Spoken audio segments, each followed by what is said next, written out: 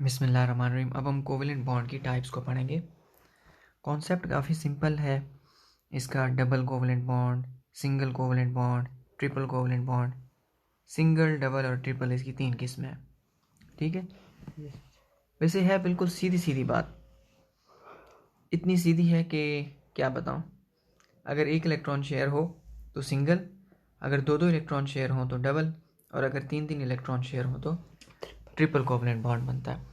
कभी कभार एक से ही ज़रूरत पूरी हो जाती है, कभी कभार दो से, कभी कभार तीन से।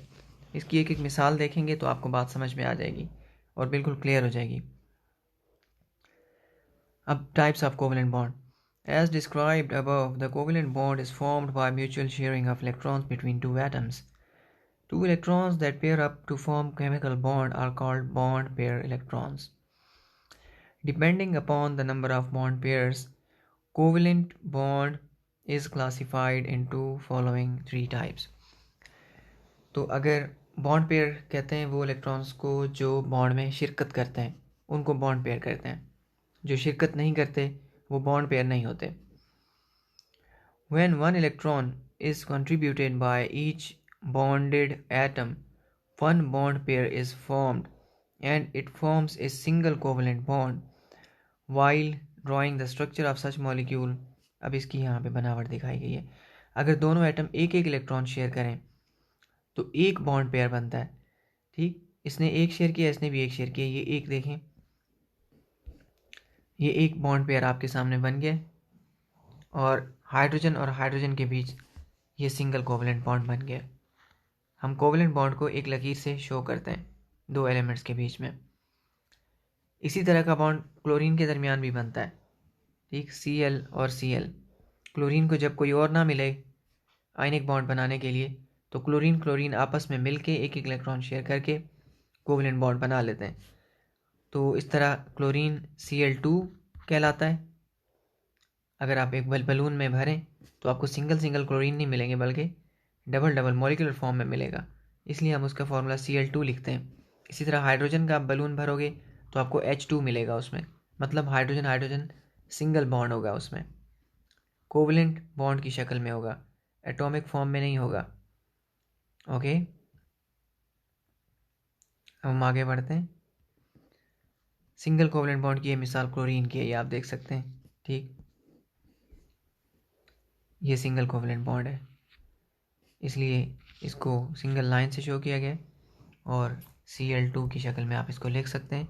हाइड्रोजन और क्लोरीन HCl हाइड्रोक्लोरिक एसिड में भी सिंगल कोवेलेंट बॉन्ड होता है हाइड्रोजन और क्लोरीन के दरमियान। ठीक, और इसी तरह ये मीथेन है, इसमें 4 सिंगल कोवेलेंट बॉन्ड है CH4 मीथेन। ये आपके घर की गैस है जिससे आप खाना बनाते हैं, आपका किचन चलता है। CH4 फ्यूल के तौर पे इस्तेमाल होती है मीथेन। इसमें आप देख सकते हैं कि एक कार्बन को क्योंकि 4 चाहिए तो वो 4 हाइड्रोजन के साथ शेयरिंग करता है। 4 बॉन्ड पेयर इलेक्ट्रॉन मिलके 4 कोवेलेंट बॉन्ड बनाते हैं और मीथेन का मॉलिक्यूल फॉर्म हो जाता है। उसके बाद नेक्स्ट है डबल कोवेलेंट बॉन्ड। अब यहाँ पे दो दो इलेक्ट्रॉन एक साथ शेयर होंगे। ठीक, when each bonded atom contributes 2 electrons, 2 bond pairs are shared and a double covalent bond is formed. These bond pairs are indicated as double line. इसकी सबसे आला मिसाल ऑक्सीजन है जो हवा में पाई जाती है। ऑक्सीजन के पास 6 इलेक्ट्रॉन है, उसको 2 चाहिए।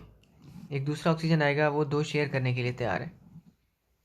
ठीक है, तो 2 ये और 2 उसके। ठीक है, तो अब आप इनको देख लें, ये 4 का ग्रुप बन गया, 4 4 इनके अपने। ठीक, ये जब मिल के घूमेंगे तो फिर इसका भी ऑक्टेव कंप्लीट हो जाएगा, फिर जब इसके गिर्द घूमेंगे तो इसका भी ऑक्टेव कंप्लीट हो जाएगा। ठीक है, क्योंकि 4 तो अपने पक्के हुए ना, 2 2 शेयरिंग पे हैं, 2 इसकी तरफ से और 2 इसकी तरफ से, तो 8 बनते हैं कि नहीं बनते? ठीक है, 2 4 हो गए पक्के, 2 इसके शेयर पर हैं, 2 उसके शेयर पर हैं। ठीक है। तो ये चार तो सिर्फ इसी के गिर्द घूमेंगे, ठीक है। ये चार बारियां बदलेंगे, ठीक है। एक बारी इसकी तरफ, एक बारी उसकी तरफ, एक पल के लिए ये मुकम्मल, एक पल के लिए वो मुकम्मल, ठीक है, ठीक है। एक अमेजिंग रिलेशनशिप है। दो इलेक्ट्रॉन अगर शेयर हों उसको आप डबल कोवलेंट बॉन्ड कहते हैं, और इसको आप 2 लाइनों से शो करते हैं। यही वजह है कि आप ऑक्सीजन को O2 लिखते हैं। अगर आप एक बलून ऑक्सीजन का लेंगे तो आपको उसमें ऑक्सीजन मॉलिक्यूलर फॉर्म में मिलेगी। इसके अलावा ईथेन एक गैस है, ये ऑर्गेनिक मॉलिक्यूल है, ठीक है। इसमें carbon carbon double covalent bond है, ठीक है। कार्बन 4 बॉन्ड बनाता है। यहाँ एक कार्बन के पास 2 हाइड्रोजन है और 2 नहीं है, ये इस शक्ल में है। मसलन आप देखें, कार्बन बेचारा 2 से महरूम है, ठीक है, और ये इसके साथ भी ऐसा ही है। तो क्या इनके लिए बेहतर नहीं है कि आपस में जुड़ जाएं और डबल कोवलेंट बॉन्ड बना लें? एक एक्स्ट्रा इलेक्ट्रॉन इसके पास है, एक इसके पास है, एक अगर ये शेयर कर ले और एक ये शेयर कर ले, ठीक है, तो ईथेन बन जाएगा, ठीक है। तो इसका फॉर्मूला हो जाता है C2H4 ईथेन, ओके। अब आ जाते हैं हम ट्रिपल कोवलेंट बॉन्ड के ऊपर। अब आप समझ ही गए होंगे, जब 3 शेयर होंगे तो triple. When each bonded electron when each bonded atom contributes 3 electrons, 3 bond pairs are involved in bond formation. This type is called triple covalent bond. 3 lines, small lines, are used to indicate these 3 pairs of electron between those atoms. जब 3 आते हैं और sharing करते हैं तो वो triple covalent bond होता है, ठीक। 3 की ज़रूरत नाइट्रोजन के चक्कर में पड़ती है। नाइट्रोजन भी हवा में मौजूद है, इसके पास 5 इलेक्ट्रॉन है। 3 और आ जाते, ठीक, तो इसकी ज़िंदगी संवर जाती है ना। तो इसलिए ये भी 3 चाहता है, और एक और नाइट्रोजन हवा में दूसरा मॉलिक्यूल है वो भी 3 चाहता है। तो ये तीनों अपने इन तीनों इलेक्ट्रॉन को शेयर करने पर तैयार हैं। अब आप बताएं, अगर ये 2 तो पक्के हो गए इसके अपने, ठीक है, ये नॉन शेयर्ड हैं, 2 नॉन शेयर्ड और 3 हैं पेयर में शेयर्ड। 3 क्या हो गए, 3 शेयर्ड हैं तो 3 मल्टीप्लाई बाय 2 हो गए ना। या मैं 3 + 3 और भी कर देता हूँ, ठीक है, इस तरह लिख देता हूँ, ज़्यादा आसान रहेगा, ठीक है। ये शेयर्ड है, ठीक है। अब आप देख सकते हैं ये नॉन शेयर्ड है और ये शेयर्ड है। तो इसका ऑक्टेव कंप्लीट हो रहा है कि नहीं हो रहा है? हो रहा है ना। ऑक्टेट 3 और 3 6 और 2 8, दोनों का काम बनता है। इसका भी काम बनता है, इसका भी काम बनता है। ये वाले 6 दोनों तरफ जाएंगे, ये बारियां बदलेंगे, पहले इसके गिर्द घूमेंगे फिर इसके गिर्द, यूं यूं यूं यूं, 2 पक्के। और ये बारी में क्या होगा, काम बन, ठीक। तो दोनों खुश हो जाएंगे, ठीक है। एक पल के लिए ये मुकम्मल, एक पल के लिए वो मुकम्मल। आगे बढ़ते हैं। तो इस तरह इन्होंने 2 अपने पास छुपा के रख लिए, ये 3 शेयरिंग पे लगा दिए और दोनों का काम बन गया। इसकी ज़िंदगी भी आसान, उसकी ज़िंदगी भी आसान, ठीक है। नाइट्रोजन नाइट्रोजन ट्रिपल बॉन्ड, इसलिए आप लिखते हो N2, जब भी इक्वेशन में लिखते हो N2 लिखते हो आप, ठीक है, ट्रिपल कोवलेंट बॉन्ड। और एक इसकी आला मिसाल ट्रिपल कोवलेंट बॉन्ड की एसिटाइलिन एक गैस है, या इथाइन भी कहते हैं इसको, एसिटाइलिन भी कहते हैं। कार्बन कार्बन अगर एक उसको हाइड्रोजन मिले तो कार्बन इस सूरत में ट्रिपल बॉन्ड बना लेता है, ठीक है। अगर 3 को ना मिले, सिर्फ एक को हाइड्रोजन मिले, और इधर भी सिर्फ एक को हाइड्रोजन मिले, तो फिर एक ही सूरत है कि कार्बन कार्बन ट्रिपल बॉन्ड बन जाए और इसके पास 3 इलेक्ट्रॉन एक्स्ट्रा हैं, ये शेयर करने के लिए तैयार है और ये भी 3 शेयर करने के लिए तैयार है, तो यहाँ बॉन्ड बन जाएगा ट्रिपल कोवलेंट बॉन्ड। और इसका फॉर्मूला ये हो जाएगी गैस C2, 2 कार्बन और 2 हाइड्रोजन, H2, C2H2। ये इथाइन गैस है, एसिटाइलिन, जो वेल्डर्स वेल्डिंग में इस्तेमाल करते हैं। गैस वेल्डिंग वाले के पास जाएं, तेज़ चमकदार किस्म की टॉर्च लेके बैठा होता है, 3000 डिग्री टेम्परेचर होता है उसका, यही वो गैस है जो वो इस्तेमाल करता है, ठीक। और मेटल्स आराम से पिघलाता है और उनको जोड़ता रहता है, ठीक। यहाँ पे इसकी आप फिगर भी देख सकते हैं आपके सामने, म्यूचुअल बॉन्डिंग, ठीक है। यही सारी दास्तान थी कोवलेंट बॉन्ड की, ठीक है। अब आप देखें लेविस साहब के बारे में कोई जिक्र है, पढ़ लेते हैं। The electronic configuration of the valence shells of the atoms is shown in small dots or crosses across the symbol of element. Each dot or cross represents an electron. This is standard method of Lewis to describe the electronic configuration of valence shells of an atom. It is called Lewis structure diagram. ये जो अंदाज है ना लिखने का, ये Levi's का था, ठीक है। ये इस तरह का, इसको लेविस डायग्राम कहते हैं। बहुत अच्छा तरीका है, इट हेल्प्स अ लॉट। ये हमें समझ देता है वैलेंस शेल में इलेक्ट्रॉन कितने हैं, कितने शेयर्ड हैं, कितने बाउंडेड हैं, कितने अनबाउंडेड हैं, ठीक। It tells a lot, that's a good way to write. Next bond है डेटिव बॉन्ड और कोऑर्डिनेट कोवेलेंट बॉन्ड। ये मेरा फेवरेट बॉन्ड है, मुझे ये शुरू से ही पसंद था, कोऑर्डिनेट कोवेलेंट बॉन्ड। आगे पढ़ते हैं, आपको कुछ वजह भी समझ में आएगी, ठीक है। इंटरेस्टिंग बहुत है ये, ठीक है। This is kind of interesting, that's why I am going to read it. अभी इसको पढ़ेंगे, ठीक है, पढ़ेंगे ताकि कोई हो सकता है हमें कोई मज़ीद इंटरेस्टिंग बात मिल जाए। कोऑर्डिनेट कोवेलेंट बॉन्ड और dative covalent bond is a type of covalent bonding in which the bond pair of electrons is donated by one bounded atom only. That's the interesting thing. ये ऐसा covalent bond है जिसमें sharing सिर्फ एक करता है, सखावत का मुजाहरा करता है, ठीक है। दूसरे को फ़ायदा पहुंचाता है, ठीक है, बगैर किसी तवक्को के, इस उम्मीद पर नहीं कि ये भी मुझे फ़ायदा देगा, इसको कोई तवक्को नहीं है दूसरे से, हाँ। इतना कंगला है दूसरा, ठीक है, फिर भी उस पर मेहरबानी कर रहा है, ठीक है। बड़ी बात है ना। देखिए हाइड्रोजन आयन से ज़्यादा कंगला कोई नहीं होता। आप सोचें ना, बेचारा एक प्रोटॉन और एक इलेक्ट्रॉन है, दैट्स हाइड्रोजन, कुल मता है इसकी यही, एक इलेक्ट्रॉन, यही इसकी कुल मता, मालो मता इसका यही है, यही इसकी जायदाद है, सिर्फ एक इलेक्ट्रॉन है, और तो है ही कुछ नहीं ना। जब ये गया तो H+ रहेगा क्या पीछे, देखिए वो सिर्फ एक प्रोटॉन रह जाएगा, उसको आप एटम भी नहीं कह सकते, अपनी शनाख्त खो बैठेगा, ठीक है। फ़कत एक इलेक्ट्रॉन की शनाख्त है इसकी।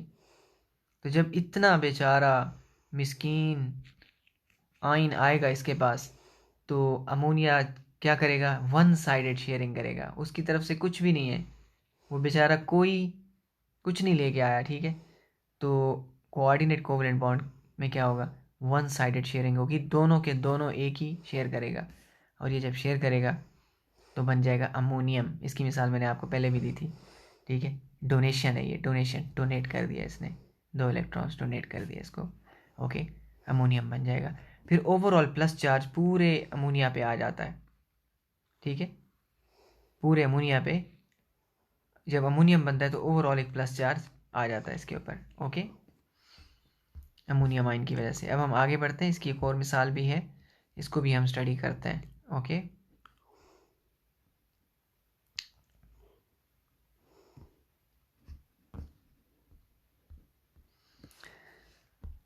आगे बढ़ते हैं। The atoms which donates the electron pair is called donor, and the atom which accepts the electron pair is called acceptor. A small arrow is usually used to indicate the atom and pair of electrons being donated. The head of arrow is toward the acceptor atom. जो देने वाला है उसको donor कहते हैं, और जो लेने वाला है उसको एक्सेप्टर कहते हैं। डोनर से एक्सेप्टर के दरमियान एक एरो लगाया जाता है, इससे पता चलता है कि जो डोनेशन है पेयर की वो किसको की गई है, okay. A non bounded electron pair available in an atom like the one available on nitrogen in ammonia is called lone pair. ये मैं लफ्ज़ इस लफ्ज़ ये लफ्ज़ मैं आप तक पहुंचाना चाहता था, ठीक है। लोन पेयर, बॉन्ड पेयर तो आपने सुन लिया था ना। देखिए ये बॉन्ड पेयर था, ये बॉन्ड पेयर था, ये बॉन्ड पेयर था, ये अनबाउंडेड है, ये दिया जा सकता है, ये दिया जा सकता है। इसको लोन पेयर कहते हैं। क्या कहते हैं? Lone pair. This one, this pair, this couple is called lone pair. Okay, आगे बढ़ते हैं। लोन पेयर, लोन पेयर समझ में आ गया। लोन पेयर होना ज़रूरी है। अच्छा, कोऑर्डिनेट कोवलेंट बॉन्ड के ये बात याद रखेंगे। If there is no lone pair then there will be no coordinate covalent bond. When a proton approaches a molecule with a lone pair of electrons, that lone pair is donated to H and a coordinate covalent bond is formed. Formation of ammonium radical, ammonium ion. फिर एक hydrogen, सिर्फ lone pair नहीं चाहिए बल्कि एक ऐसा कंगला भी चाहिए जैसा हाइड्रोजन आयन होता है, ठीक। अगर अगर हाइड्रोजन आयन नहीं होगा, कोई ऐसा एलिमेंट जो इतना ज़रूरतमंद ना हो, तो भी आपका कोऑर्डिनेट कोवलेंट बॉन्ड नहीं बन सकता। कोई मांगने वाला होता है तो कोई सखी कहलाता है ना। जब कोई मांगने वाला ही नहीं रहेगा तो पता कैसे चलेगा, ठीक है। तो सखी के लिए फ़कीर का होना भी ज़रूरी है ताकि सखी की सखावत शो हो सके, ठीक है। इसलिए इस फ़कीर का होना बड़ा ज़रूरी है कोऑर्डिनेट कोवलेंट बॉन्ड बनाने के लिए, ठीक है। अगर ये फ़कीर नहीं होगा तो ये कोऑर्डिनेट कोवलेंट बॉन्ड नहीं बनेगा। ये दोनों बातें क्लियर हो गई, ठीक है। लोन पेयर एग्जिस्ट करना चाहिए और हाइड्रोजन आयन जैसा कोई आयन एग्जिस्ट करना चाहिए, कोई एक्सेप्टर एग्जिस्ट करना चाहिए। ऐसा डोनर भी हो और ऐसा एक्सेप्टर भी हो तो कोऑर्डिनेट कोवलेंट बॉन्ड फॉर्म होता है, ठीक। अगर दोनों में से एक भी ना हो तो ऐसा कोई बॉन्ड नहीं बनेगा, ठीक है। तो अमोनियम आयन बन जाता है, ओके। अब यहाँ पे एक और मिसाल भी दी गई है, देखें। अमोनियम अमोनियम बोरॉन फ्लोराइड की मिसाल दी गई है, ठीक है। हाजा अमोनियम, ये अमोनिया है, ठीक है, NH3। और इसमें क्या है आपके पास? ये लोन पेयर है। यस। बोरॉन को देखें आप, बोरॉन के पास फ्लोरीन के साथ रिएक्शन करने के बाद बोरॉन के पास वैलेंस शेल में थे 3 इलेक्ट्रॉन। यहाँ बनाए कोवलेंट बॉन्ड, कोवलेंट बॉन्ड के बाद इसके पास हो गए 6। फ्लोरीन का तो काम बन गया, फ्लोरीन के ऑक्टेव कंप्लीट हो गए हैं, ठीक है। मसला बोरोन का है, इसको 2 चाहिए। काश इसके पास 2 होते तो इसकी बात बन जाती, ठीक है।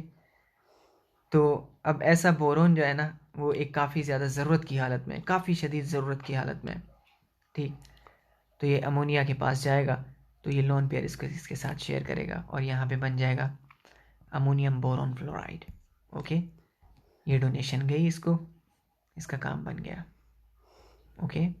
Okay sir.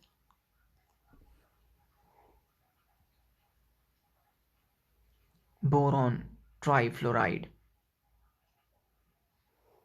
बोरॉन ट्राइफ्लोराइड इसके साथ मिलके अमोनियम बोरॉन फ्लोराइड या अमोनियम बोरॉन ट्राइफ्लोराइड बन जाएगा।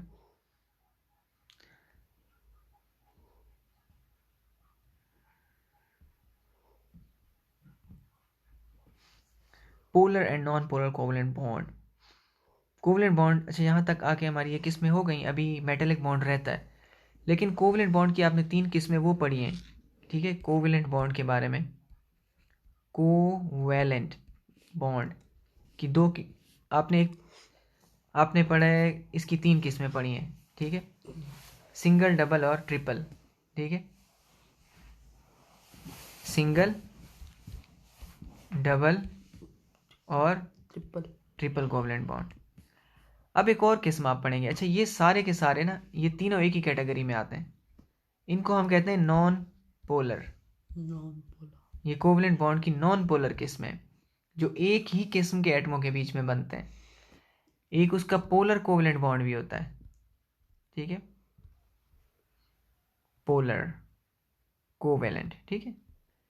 तो कोवेलेंट बॉन्ड की दो किस्में होती हैं, पोलर एंड नॉन पोलर, ठीक है। वैसे एक चीज़ है कि ऐसा नहीं है कि सिंगल डबल ट्रिपल सिर्फ उसमें ही बनते हैं, ठीक है। आप यूँ कह सकते हैं हर एक की दो किस्में हो जाती हैं, polar non polar, polar non polar and polar non polar, ठीक है। आप ऐसे कर लें, सिंगल की भी, डबल की भी और ट्रिपल की भी, हर एक में पोलर भी बन सकता है और नॉन पोलर भी बन सकता है। मैं अपने अल्फाज कुछ वापस लेता हूँ, ठीक है,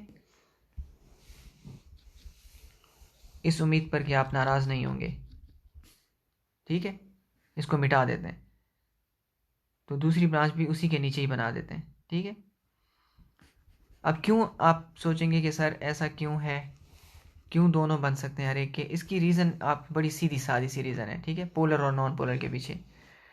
अगर आपको पता है कोवलेंट बॉन्ड दो होंगे तो बनेगा, कोई भी बॉन्ड दो एटमों से बनता है, सिंगल से तो बॉन्ड बनता नहीं है, ठीक है। अगर सेम एटम्स हों कोवलेंट बॉन्ड बनाने में, अगर दोनों तरफ से, मसलन दोनों तरफ से हाइड्रोजन सेम एटम हुए ना, दोनों तरफ से ऑक्सीजन सेम एटम हुए, दोनों तरफ से नाइट्रोजन सेम एटम हुए, ठीक है। अगर सेम एटम हो तो नॉन पोलर बनता है, कोवलेंट बॉन्ड बनेगा, सिंगल भी बनेगा, डबल भी बनेगा, ट्रिपल भी बनेगा, होगा क्या, नॉन पोलर होगा। समझ में आई बात, क्लियर हो गया ये। अगर सेम एटम्स हो, अगर कोवलेंट बॉन्ड बन रहा है जिनके दरमियान, वो सेम एटम नहीं बल्कि डिफरेंट है, क्या है, डिफरेंट है, जैसे H और इधर से आ गया Cl, जैसे H और इधर से आ गया O, ठीक है। इसी तरह और कोई ट्रिपल भी हो सकता है, ठीक है। अभी जैसे वो था बोरॉन, जैसे एल्युमिनियम क्लोराइड, इधर से आ गया एल्युमिनियम और इधर से आ गया क्लोरीन, ठीक। तो ऐसे बॉन्ड जो होते हैं ना, वो ऐसे बॉन्ड, शायद इसमें आयनिक हो सकता है लेकिन मैं यहाँ बोरॉन कर देता हूँ क्योंकि एल्युमिनियम आयन बनाता है, मुझे पता है, ठीक है। बोरॉन कर देते हैं, बोरॉन ट्राइक्लोराइड कर देते हैं, ठीक है, यहाँ से दो कर देते हैं। इस किस्म के जो बॉन्ड होते हैं ना, वो पोलर होते हैं, ठीक है। जब दोनों तरफ से, जब कोवलेंट बॉन्ड बने ऐसे एटमों के दरमियान जो सेम ना हो, मुख्तलिफ एटम आए और शेयरिंग करें, जब मुख्तलिफ लोग शेयरिंग करते हैं, मुख्तलिफ एटम शेयरिंग करते हैं, तो उनके इलेक्ट्रॉन खींचने की ताकत एक जैसी नहीं होती, किसी के पास ज़्यादा इलेक्ट्रॉन जाता है और किसी के पास कम। मैं आपको HCl की मिसाल दे देता हूँ यहाँ पे, ठीक है। अब आप जानते हैं क्लोरीन बहुत पावरफुल एटम है, इलेक्ट्रोनेगेटिविटी बहुत हाई है, मैं इसको बदमाश एटम कहता हूँ, ठीक है।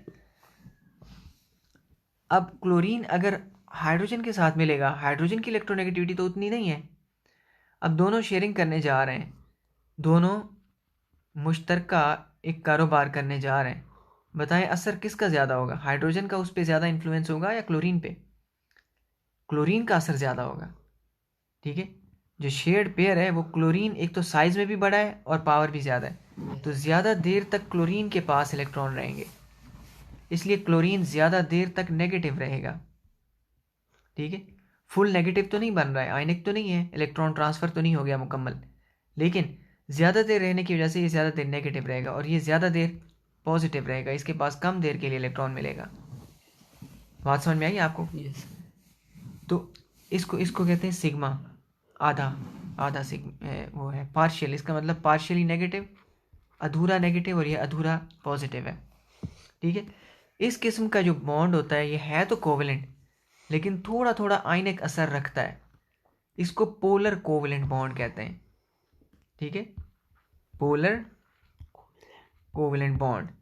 और ये बनता कब है, जब कोवलेंट बॉन्ड बने लेकिन डिफरेंट एलिमेंट्स के दरमियान, डिफरेंट एटम्स के दरमियान, अनईक्वल पावर रखने वाले एटम्स के दरमियान, इक्वल पावर वालों के दरमियान नहीं, अनईक्वल पावर वालों के दरमियान, okay. Polar and non polar समझ में आ गया आपको, ठीक। इसके बारे में मैं आपको थोड़ा सा पढ़ के सुना देता हूँ, ज़्यादा नहीं, क्योंकि दास्तान असल आपको पता चल गई है।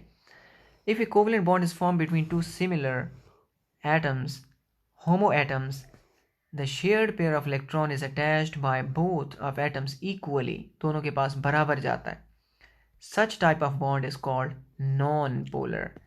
इस किस्म का बॉन्ड जो होता है ना नॉन पोलर कहलाता है। सिमिलर एटम्स, होमो एक जैसे, एक ही स्पीशीज के, एक ही एलिमेंट के, is called non-polar covalent bond, and these bonds are formed by equal sharing of electron pairs between two bonding atoms. This type of bond is called pure covalent bond.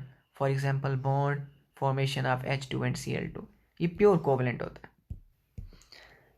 अब मैं ये छोड़कर यहाँ नीचे वाले पैराग्राफ में आ जाता हूँ, that is more interesting. When there is difference of electronegativity between two covalently bonded atoms, there will be unequal attraction for the bond pair of electrons between such atoms. It will result in the formation of polar covalent bond. The difference between the electronegativities of hydrogen and chlorine is 1. ये काफ़ी बड़ा फ़र्क है, hydrogen और chlorine के दरमियान electronegativity का फ़र्क 1 है, ये काफ़ी ज़्यादा होता है। 1.7 पे आयनिक बन जाता है, इसलिए 1 आप सोचें काफ़ी ज़्यादा होता है। एज द इलेक्ट्रोनेगेटिव, लेकिन इतना ज़्यादा भी नहीं है कि आयनिक बने, ठीक है, इतना कम भी नहीं है कि प्योर कोवलेंट बने, इतना है कि पोलर बनेगा। As the electronegativity of chlorine is more, it attracts the shared pair of electron toward itself with a greater force, इसलिए ज़्यादा ज़ोरदार कुव्वत के साथ अपनी तरफ खींचेगा। A partial negative charge is therefore created on chlorine and in turn partial positive on the hydrogen due to electronegativity difference, and it creates polarity in the bond and is called polar covalent bond. अब सारी दास्तान खुल के आपके सामने आ गई। Hydrogen की electronegativity है 2.2, क्लोरीन की है 3.2, ठीक, दोनों के दरमियान फ़र्क है 1 का, पूरा 1 का फ़र्क है, ठीक है, इसलिए पार्शियली पॉजिटिव हो गया है, ये पार्शियली नेगेटिव हो गया, ये इनकी शेयरिंग है, और आप नतीजा देख सकते हैं कि HCl हाइड्रोक्लोरिक एसिड बन जाएगा, हाइड्रोजन फ्लोराइड, और ये है पानी H2O, पानी के साथ भी यही चक्कर है, ठीक। ऑक्सीजन की इलेक्ट्रोनेगेटिविटी ज़्यादा होती है, हाइड्रोजन की कम होती है, ऑक्सीजन थोड़ा नेगेटिव और हाइड्रोजन थोड़ा पॉजिटिव हो जाता है।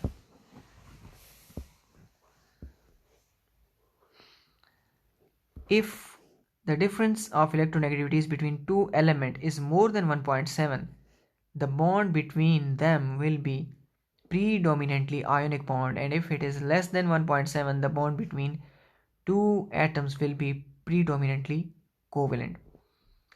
अगर 1.7 1.7 क्रिटिकल फिगर है, अगर दोनों के दरमियान का फ़र्क 1.7 से ग्रेटर हो जाता है, ठीक है, 1.7 से ग्रेटर हो जाता है तो आयोनिक बॉन्ड बनेगा, पक्की बात है कि आयोनिक हो जाएगा, और अगर इससे लेस होता है तो फिर कोवेलेंट बनेगा, ओके, लेकिन वो होगा पोलर, ठीक, और अगर इलेक्ट्रोनेगेटिविटी का फ़र्क हो ही ना तो प्योर कोवेलेंट होगा, वो नॉन पोलर, ओके। ये सारी दास्तान यहाँ पे समराइज़ हो चुकी है। अब हम इस डब्बे को देख लेते हैं, इसमें कुछ सवाल जवाब हमसे किए जाएंगे, कोशिश करते हैं जवाबात देने की। Give the electronic configuration of carbon atom. Carbon atom, carbon के होते हैं 6, बहुत ही आसान है, कार्बन के 6 की इलेक्ट्रॉनिक कॉन्फ़िगरेशन करके दिखाओ। तो आप कुछ ऐसा करें, 6 और 12 इसका मास है, तो 1s2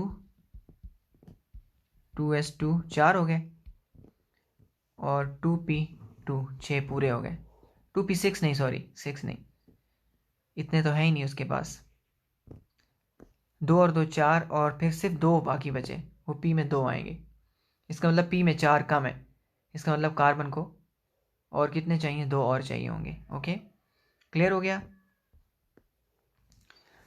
what type of elements have tendency of sharing electrons. किस किस्म के एलिमेंट्स में शेयरिंग की टेंडेंसी होती है। नहीं, ये तादाद है 6, इलेक्ट्रॉन की तादाद ये तो मास नंबर है, प्रोटॉन प्लस न्यूट्रॉन, ठीक है, ये नहीं, हमें ये पूरे करना है, इधर 6 पूरे करना है, ठीक है। 1 का मतलब है के हो गया आपका, के में 2 हो गए, और एल में हो गए 4, ठीक है, 4 और चाहिए होंगे, तो आप देख सकते हैं कि ये न्यूक्लियस हो गया इसका, ये 2 हो गए, ठीक है, और ये 4 हो गए, ठीक है, एक कम है इसका, ठीक है। अब ये वाले जो 4 है ना, एल के 4, असल में आपको पता है ये 2 ऑर्बिटल में घूम रहे होते हैं, 2 एस में होते हैं, ठीक है, और 2p में है, जबकि p में 6 की गुंजाइश होती है। 4 कम है, p के कम है, s तो पूरा है इसका, ठीक है। l के अंदर s पूरा है, l के अंदर p पूरा नहीं है, ठीक है।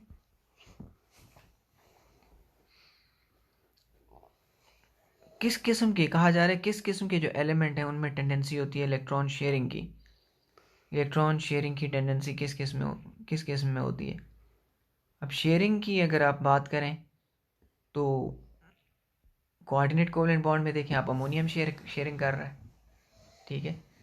जिनके पास लोन पेयर होगा वो शेयरिंग करते हैं, ठीक है। अनबाउंडेड, ठीक है, बॉन्ड पेयर के अलावा होना चाहिए कुछ, ठीक है, वो शेयरिंग कर सकेंगे जिनके पास बॉन्ड पेयर के अलावा इलेक्ट्रॉन्स हों। लेकिन ये क्वेश्चन इतना क्लियर नहीं किया गया है कि जिसका कोई क्लियर जवाब दे सके बंदा। If repulsive forces dominate to attractive forces will equivalent bond form. अगर रिपल्सिव फोर्सेस गालिब हो जाए अट्रैक्टिव फोर्सेस से तो क्या कोवेलेंट बॉन्ड बनेगा? नहीं बनेगा। अगर रिपल्जन ज़्यादा हो और अट्रैक्शन हो ही ना या कम हो तो नहीं बनेगा। चौथा, considering the electronic configuration of nitrogen atom, how many electrons are involved in bond formation and what type of covalent bond is formed। इसकी इलेक्ट्रॉनिक कॉन्फ़िगरेशन इसके होते हैं 7। नाइट्रोजन की कॉन्फ़िगरेशन अगर देखते हैं तो नाइट्रोजन की 7 को आप करके देखें। चौथा इसका मास नंबर है 1s2 2s2 2p 3 हो जाएंगे, इसमें 3 हो जाएंगे ना, 3 हो जाएंगे। तो p में 3 कम है, ठीक है। इसका मतलब p ऑर्बिटल के इलेक्ट्रॉन इन्वॉल्व होंगे, ठीक है। एक शेयरिंग करेगा, एक और शेयरिंग करेगा, एक और शेयरिंग करेगा और बात बन जाएगी इसकी, ठीक है। यस 3 मैं 3 क्रॉस लगा देता हूँ, प्लस का निशान नहीं डालता मैं, ठीक है। शेयर्ड पेयर लेविस के मुताबिक शेयरिंग की ये निशानी है, ये मल्टीप्लाई नहीं है, केमिस्ट्री में ये शेयरिंग है, ठीक है। यस तो इसका पी पूरा हो जाएगा, ठीक है, ठीक है। नाइट्रोजन का समझ में आ गया। Point out the type of covalent bond in the following molecules. किस किस्म का कोवेलेंट बॉन्ड होगा इनमें? इसमें नॉन पोलर होगा। असल में पोलैरिटी है तो अनइक्वल, ठीक है। इसमें सिंगल कोवेलेंट बॉन्ड है, इसमें डबल कोवेलेंट बॉन्ड है, और इसमें सिंगल कोवेलेंट बॉन्ड है, और इसमें ट्रिपल कोवेलेंट बॉन्ड है, इसमें डबल कोवेलेंट बॉन्ड है। इनमें पोलैरिटी अगर होती तो ये लिक्विड में कन्वर्ट हो जाते हैं, ओके। अगर होगी भी तो बहुत हल्की सी होगी। तो इसका जवाब आप सिंगल, डबल और ट्रिपल के लिहाज से दें, ठीक है, कि कौन सी केस में मुराद सिंगल है, डबल है या ट्रिपल है, ठीक है। पोलर नॉन पोलर में ना जाए। What is lone pair? जो पेयर ऑफ इलेक्ट्रॉन बॉन्ड में शरीक नहीं होता है, अलावा होता है, वो लोन पेयर होता है, वो शेयरेबल होता है। How many lone pairs of electron are present on nitrogen and ammonia? एक लोन पेयर है। नाइट्रोजन जो अमोनिया में है उसके पास एक लोन पेयर होता है, ठीक है। 3 इसके बॉन्ड पेयर हैं और एक लोन पेयर है, ठीक है। Y is BF3 electron deficient? BF3 क्यों इलेक्ट्रॉन डेफिशिएंट है? उसकी वजह यह है कि जो बोरॉन है ना वो इनकम्प्लीट है। फ्लोरीन तो कंप्लीट है, बोरॉन इनकम्प्लीट है। What type of electron pairs make molecule a good donor? किस किस्म के इलेक्ट्रॉन उसको अच्छा डोनर बनाते हैं? लोन पेयर बनाते हैं उसको अच्छा डोनर, बॉन्ड पेयर उसको अच्छा डोनर नहीं बनाते। What is the difference between bonded and lone pair electron and how many bond pair of electrons are present in ammonium molecule? इसका जवाब दे दिया, इसमें एक ही लोन पेयर है और इसके 3 बॉन्ड पेयर हैं, ठीक है। बॉन्ड पेयर BP कह देता हूँ 3 है, और लोन पेयर LN इसका एक है, ठीक है। एक शेयरेबल है, 3 शेयरेबल नहीं है, वो इन्वॉल्व है, ऑलरेडी इंगेज्ड है, ठीक है। बॉन्ड पेयर और लोन पेयर में फ़र्क क्या होता है? इनकी बॉन्ड का भी फ़र्क होता है, इनकी शेप का भी फ़र्क होता है, ठीक, इनकी एनर्जी का भी फ़र्क होता है, लेकिन मेन डिफरेंस यही होता है कि वो जो बॉन्ड पेयर होता है वो इंगेज होता है और लोन पेयर फ्री होता है। ठीक है, लोन पेयर फ्री होता है और बॉन्ड पेयर इंगेज होता है। ठीक है, ये फ्री होता है और ये इंगेज होता है, ये फंसा हुआ है, ये फ्री है। What do you mean by delta sign and why it develops? Delta sign क्या है और ये why it develops, ये क्यों डेवलप होता है? ये छोटा डेल्टा, ये छोटा डेल्टा उस वक्त अपीयर होता है जब पार्शियल चार्ज होता है किसी पे। ठीक है, यस फिजिक्स में हम इसको सिग्मा भी कहते हैं। ठीक है, एक बड़ा सिग्मा होता है, एक छोटा सिग्मा होता है। ये बड़ा सिग्मा है और ये छोटा सिग्मा है, मिलते जुलते हैं ना। और डेल्टा, बड़ा डेल्टा ऐसे होता है, छोटे डेल्टा को हम डी से भी जाहिर करते हैं। ठीक है, शायद यहाँ यही सिंबल होगा इसका। ठीक है, केमिस्ट्री में ये, और ये पार्शियल अधूरे चार्ज को जाहिर करता है, अधूरा नेगेटिव, अधूरा पॉजिटिव और अधूरा अधूरा नेगेटिव। ठीक है, अधूरा पॉजिटिव और अधूरा negative. Why does oxygen molecule not form a polar covalent bond? Same जो है ऑक्सीजन, ऑक्सीजन के साथ कैसे पोलर बनाएगा? दोनों की इलेक्ट्रोनेगेटिविटी सेम है। ठीक, दोनों की शराफत और दोनों की बदमाशी एक जितनी है। ठीक है, इसलिए कोई फ़र्क नहीं होगा। Why has water polar covalent bond? पानी में क्यों पोलर कोवलेंट बॉन्ड है? क्यों नहीं होगा? ये ऑक्सीजन है और इधर हाइड्रोजन है, इधर हाइड्रोजन है, तो इनकी जो वो है, सॉरी मैं एरो नहीं लगा सकता, दिस इज़ केमिस्ट्री। साइंस में फैशन नहीं चलता, साइंस में हर चीज़ के रूल्स होते हैं। ठीक है,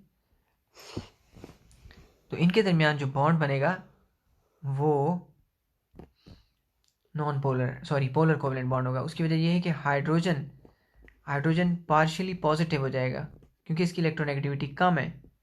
ठीक है, और ऑक्सीजन पार्शियली नेगेटिव हो जाएगा। यस ठीक है, तो एक अमेजिंग मॉलिक्यूल क्रिएट होता है। ठीक है, वाटर मॉलिक्यूल। ठीक है, इसमें पोलर कोवलेंट बॉन्ड होता है, एक मखसूस किस्म का covalent bond, that is polar covalent bond. ठीक है, ये कहानी पूरी हो गई। अब हम मेटेलिक बॉन्ड को डिस्कस करेंगे। कोवलेंट बॉन्ड की दास्तान मुकम्मल। अब metallic bond, metallic bond amazing है, ये अनोखा बॉन्ड है। The metallic bond is defined as the bond formed between metal atoms, positively charged ions due to mobile or free electrons.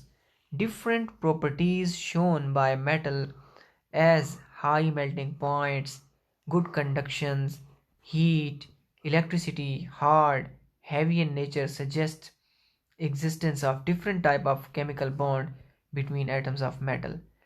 Metallic bond इतना versatile किस्म का बॉन्ड है, यही वजह है कि मेटल्स की खूबियाँ भी बड़ी वर्सेटाइल हैं। मेटल्स के पास वो खूबियाँ हैं जो नॉन मेटल के पास नहीं है। यस ठीक है, आप धातों को देखें, आप मेटल्स की खूबियाँ देखें, उनकी चमक देखें आप। ठीक है, उनका मेल्टिंग पॉइंट, बॉइलिंग पॉइंट। ठीक है, ये आसानी से मेल्ट नहीं होती आग में। ठीक है, डालें तो यस हाई टेम्परेचर पे मेल्ट होती हैं। बॉइलिंग पॉइंट तो और ज़्यादा हाई होता है इनका। ठीक है, हाई मेल्टिंग पॉइंट होता है। ठीक है, फिर इसके अलावा उनकी लचक देखें। ठीक है, मेलिएबल होती हैं, आप उनको मारें हथौड़े से तो फैल के उनकी शेप चेंज हो जाती है, ब्रेक नहीं होती। ठीक, और इसके अलावा क्या इनकी खूबी होती है, ये इनसे वायर बन सकते हैं, इनको खींचें तो ये लंबे होके वायर्स बन सकते हैं। और इनकी खूबी क्या है, ये इलेक्ट्रिसिटी की कंडक्टर होती हैं, conduction of heat and electricity. ये सारी खूबियाँ इनके एक अनोखे बॉन्ड की वजह से हैं, that is called metallic bond. Metallic bond कैसे फॉर्म होता है, इसके बारे में ये नीचे एक फिगर है। ठीक है, ये एटम है मेटल का। ठीक है, आपने देखा होगा कि मेटेलिक बॉन्ड पीरियोडिक टेबल को अगर आप पीरियोडिक टेबल की शक्ल को याद करें तो ये एस ब्लॉक था। ठीक है, यस इसके बीच में था डी ब्लॉक। ठीक है, और फिर था पी ब्लॉक। ठीक है, कुछ ऐसी थी ना, याद है आपको? यस। और यहाँ F ब्लॉक था। मेटल्स अगर आपको याद हो ना, मेटल इधर पाई जाती हैं ना इधर पाई जाती हैं, और इधर तो कोई एलिमेंट नहीं पाया जाता। ये खाली इलाका था, ये सारा खाली इलाका था। ठीक है। मेटल्स की शुरुआत ही भारी एटमों से होती है, यहाँ से देखें आप। ठीक है। खासतौर पर मैं ट्रांजिशन मेटल्स की बात कर रहा हूँ। मेटल्स इधर भी हैं, इनको भी हम मेटल कहते हैं, थोड़ी थोड़ी मेटेलिक प्रॉपर्टीज शो करते हैं ये एस ब्लॉक वाले। लेकिन लेकिन लेकिन ऐसा नहीं है कि हम इनको मेच्योर मेटल्स नहीं कह सकते। ठीक है। यस। जो मेटेलिक प्रॉपर्टीज़ इस ट्रांजिशन डी ब्लॉक की हैं, वो मेटेलिक प्रॉपर्टीज़ आपको कहीं और नज़र नहीं आती हैं। उसकी वजह क्या है? ये एटम्स बड़े और भारी होते हैं। ठीक है। यस। पहला पीरियड हल्का है, दूसरा हल्का है, उसमें तो ये है ही नहीं। ठीक। तीसरे से स्टार्ट होते हैं ये। That's why these are very heavy. Heavy हैं तो जाहिर सी बात है इनके इलेक्ट्रॉन ज़्यादा होते हैं। जब इलेक्ट्रॉन ज़्यादा होते हैं तो ज़्यादा ऑर्बिट बनते हैं, इलेक्ट्रॉन दूर दूर घूमते हैं। दूर दूर घूमते हैं तो न्यूक्लियस की पकड़ कमज़ोर हो जाती है, तो वो इलेक्ट्रॉन हो जाते हैं फ्री। हर एटम के दो दो तीन तीन फ्री हैं। अब आप सोचें, हर घर से दो तीन लड़के निकल के घूमना शुरू कर दें तो गलियों में फ्री लड़के होंगे कि नहीं होंगे? आवारा होंगे ना। ठीक। तो ये उन्हीं को पकड़ने की कोशिश करते हैं सारे, तो एक पूल बन जाता है सबके गिर्द में, और इसमें सभी के निकम्मे इलेक्ट्रॉन शामिल होते हैं। सबके एक एक दो दो निकम्मे शामिल हैं। ठीक है। और ये घूमते हैं फिर। ठीक है। पूरी मेटल में ये कहीं भी, ये किसी एक के गिर्द नहीं घूमते, कभी दो चार चक्कर इसके गिर्द लगाए, फिर इसके गिर्द लगाए, फिर इसके, जिसके हाथ लग गए वही घुमाएगा इनको। ठीक है। और ये फ्री इलेक्ट्रॉन कहलाता है। ठीक है। इन सबको खींचने के चक्कर में सारे एटम्स लगे होते हैं, और इस वजह से सारे के सारे फंसे होते हैं और जुड़े होते हैं, और हर डायरेक्शन से बॉन्ड बनता है ये। This bond is formed from all directions. इसलिए यूनी डायरेक्शनल नहीं है, इसकी कोई पर्टिकुलर डायरेक्शन नहीं होती, जिधर से इलेक्ट्रॉन मिला उधर से बॉन्ड। ठीक है। हर पल बदलता रहता है। A lot is going on. कितनी अजीब व गरीब एक्टिविटी होगी ना ये। ठीक है। बारीक पार्टिकल्स की। तो ये समझ में आ गया आपको कि इन फ्री इलेक्ट्रॉन्स को खींचने की वजह से एक बॉन्ड बनता है। अब यही वजह है कि मेटल के पास ये खूबियाँ, इसी वजह से आप जब मेटल के एटम को मोड़ते हो, ठीक, अब ये एटम अगर आप इसको घसीट के इधर कर दो या ज़ोर से दबा के इधर कर दो तो इधर से भी तो बॉन्ड बना लेगा ये इधर आ जाए तो भी बॉन्ड बना लेगा, जितना मोड़ो बॉन्ड बना लेगा ये। हर तरफ से फ्री इलेक्ट्रॉन्स घूम रहे हैं, हर तरफ से कहीं ना कहीं से इसको मिल जाएंगे, खींचेगा, और आप मेटल को हर शेप दे सकते हो। और जब आप इसको बिजली देते हैं, यहाँ से आप इसको माइनस, बैटरी का माइनस लगाओगे, ठीक है, बैटरी का माइनस तार इधर से लगा दोगे माइनस, और यहाँ से पॉजिटिव लगा दोगे, ठीक है, तार। तो क्या होगा? माइनस इलेक्ट्रॉन्स को रिपेल करेगा, प्लस खींचेगा, और ये फ्री इलेक्ट्रॉन्स हैं ये इनके बीच में भागना शुरू कर देंगे, इसलिए बिजली पास होगी। ठीक। इसी तरह हीट एनर्जी को भी कंडक्ट करने में इलेक्ट्रॉन्स, फ्री के इलेक्ट्रॉन्स मदद करते हैं। Okay. Okay sir. Metallic bond is kind of amazing and different kind of bond. आगे बढ़ते हैं। इंटरमोलेक्युलर फोर्सेस। अच्छा, इसकी डेफिनेशन हो चुकी है? यस, हो चुकी है। ठीक है, आगे बढ़ते हैं। Molecular forces, intermolecular forces, molecular molecules की अब आपस में हम फोर्सेस की बात कर रहे हैं। अब वो टॉपिक कंप्लीट हो गया, मॉलिक्यूल बन गए। मॉलिक्यूल आपको नज़र आएगा, या आयनिक बॉन्ड बनाया होगा उसने, या कोवलेंट बनाया होगा। ठीक।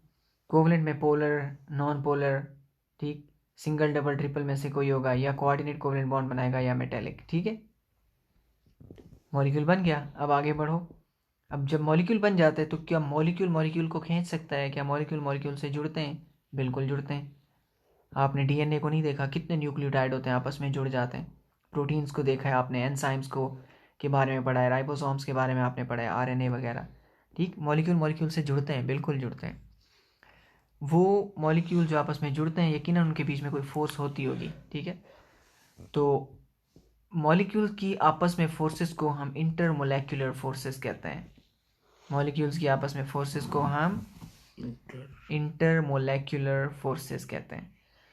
As discussed earlier, the forces that hold atoms in a compound are chemical bonds. In addition to these strong bonding forces, relatively weak forces also exist in between the molecules, which are called intermolecular forces. The bonding and intermolecular forces of hydrochloric acids are shown below. वो कुव्वत जो एटमों को जोड़ के रखती है और उसको एक मॉलिक्यूल बनाती है, वो तो बॉन्डिंग कहलाती है. लेकिन जो मॉलिक्यूल्स होते हैं वो दूसरे मॉलिक्यूल्स पर भी कुछ ना कुछ असर डालते हैं, कुछ ना कुछ असर रखते हैं. तो इन मॉलिक्यूल्स के आपस में बाहिमी असर को अट्रैक्टिव हो या रिपल्सिव हो हम इंटरमॉलिक्यूलर फोर्सेस कहते हैं. जैसे ये 3 हाइड्रोक्लोरिक एसिड के मॉलिक्यूल्स हैं, आप इनको देख सकते हैं. हाइड्रोक्लोरिक एसिड में आपको पता है पोलर कोवेलेंट बॉन्ड है, ठीक है. हाइड्रोजन पार्शियली पॉजिटिव होता है, क्लोरीन वाली साइड पार्शियली नेगेटिव, फिर hydrogen positive chlorine negative, hydrogen positive chlorine negative, but पूरा पूरा नहीं, थोड़ा थोड़ा, ठीक है. चलें थोड़ा थोड़ा है तो सही ना. इसलिए पॉजिटिव नेगेटिव को खींचता है, ठीक है. पॉजिटिव नेगेटिव को खींचता है, तो ये दोनों मॉलिक्यूल एक दूसरे को अट्रैक्ट कर रहे होंगे मामूली सी फोर्स के साथ ही सही, लेकिन फोर्स तो होगी, अट्रैक्ट तो करेंगे एक दूसरे को, ठीक है. इनकी इस हल्की सी अट्रैक्शन की वजह से हाइड्रोक्लोरिक एसिड एक लिक्विड फॉर्म में रहेगा, ठीक है. इनकी इसी फोर्स की वजह से ये इजीली पानी में डिसॉल्व हो जाएगा. कई केमिकल प्रॉपर्टीज़ हाइड्रोक्लोरिक एसिड की वो होंगी जो इस हल्की सी अट्रैक्शन और इंटरमॉलिक्यूलर फोर्स की वजह से होगा. अब देखें, इट रिक्वायर्स अबाउट, कितनी अमेजिंग बात लिखी हुई है, ज़रा इस पे तवज्जो तो दें, कितनी अमेजिंग बात है. It requires about 17 kilo joule of energy to break this intermolecular forces between 1 mole of a liquid hydrogen chloride molecules to convert it into gas. ये लिक्विड फॉर्म में है, 17 किलो जूल एनर्जी लगेगी, 17,000 joule energy खर्च होगी. एक मोल, सिर्फ एक मोल का मतलब 35.5 और एक 36.5 ग्राम, 36.5 ग्राम HCl. 36.5 ग्राम कितना होगा आप समझ लें, एक कप से आधा कप होगा या उससे भी कम होगा, छोटा चाय का कप होता है ना, ठीक है. तो जस्ट इतनी छोटी क्वांटिटी में HCl होगा, तो उसको बॉयल करने के लिए कितना लगेगा, 17,000 जूल एनर्जी खर्च कर रहे होगे आप. और वो क्या है, वो सिर्फ इस partial positive partial negative molecule intermolecular forces को तोड़ने के लिए. अमेजिंग बात है कि नहीं. यही वजह है कि इंटरमॉलिक्यूलर फोर्सेस की वजह से लिक्विड्स के ये melting point and boiling point के लिए बहुत इंपॉर्टेंट है. ये इंटरमॉलिक्यूलर फोर्सेस क्या है, मेल्टिंग पॉइंट बॉइलिंग पॉइंट इन्हीं से बनता है लिक्विड्स का खास तौर पर. Whereas about 430 kilo joule energy is required to break chemical bond between hydrogen and chlorine atoms in a 1 mole of hydrogen chloride. जबकि इनका आपस में बॉन्ड तोड़ने के लिए कितना चाहिए, उससे ज़्यादा चाहिए. ये 17,000 है और ये है 430 किलो जूल, मतलब कि 430, फिर ये आप 3 जीरो लगा दें, 4,30,000. 4,30,000 जूल लगाओगे तो हाइड्रोजन क्लोरीन का आपस का जो कोवलेंट बॉन्ड है वो भी टूट जाएगा, ठीक है. That is quite a lot, ठीक है. ये इसके मुकाबले में बहुत ज़्यादा है, ठीक है. Dipole interaction, dipole movement. अब आपने ये देखा है ना कि ये बाइपोलर है, 2 पोल्स हैं इसके, ठीक है. और ये भी 2 पोल्स हैं. पोल्स को खींचते हैं मैग्नेट की तरह, जैसे मैग्नेट का नॉर्थ दूसरे मैग्नेट के साउथ को खींचता है. अब हम इस किस्म की चीज़ को पढ़ लें कि मॉलिक्यूल जो पोलर होते हैं वो आपस में एक दूसरे को खींचते हैं, जैसे HCl है. All intermolecular forces which are collectively called van der Waals forces, तमाम मॉलिक्यूलर फोर्सेस को हम वैंडर वॉल फोर्सेस कहते हैं. ये एक साइंटिस्ट है जिसके नाम पर है, ठीक है. आर इलेक्ट्रिकल इन नेचर, ये इलेक्ट्रिकल होती हैं. They result from attraction of opposite charges which may be temporary और permanent. The unequal sharing of electrons between two different types of atoms make one end of molecule slightly positive and other slightly negatively charged, as shared pair of electrons is drawn toward more electronegative atom. It is partially negatively charged, as chlorine and hydrogen chloride, and other end automatically becomes partially positively charged. वो सारी दास्तान जो हमने आपको बता दी है वो सारी इसमें बयान हो रही है। ठीक है, मज़ीद दोबारा बताने की ज़रूरत है क्या? नहीं है ना।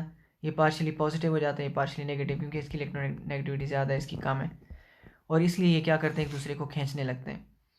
ठीक है, यही तो बात की थी हमने अभी। क्लोरीन हाइड्रोजन को थोड़ा खींचता है, फिर क्लोरीन हाइड्रोजन को थोड़ा थोड़ा खींचता है, तो इनके मॉलिक्यूल्स आपस में जुड़ जाते हैं। यही वजह है कि हमें काफ़ी ज़्यादा टेम्परेचर देना पड़ता है। हाइड्रोजन बॉन्डिंग पोलर बॉन्ड की किस्म है। ठीक है, हाइड्रोजन बॉन्डिंग पोलर बॉन्डिंग की एक ख़ास किस्म है।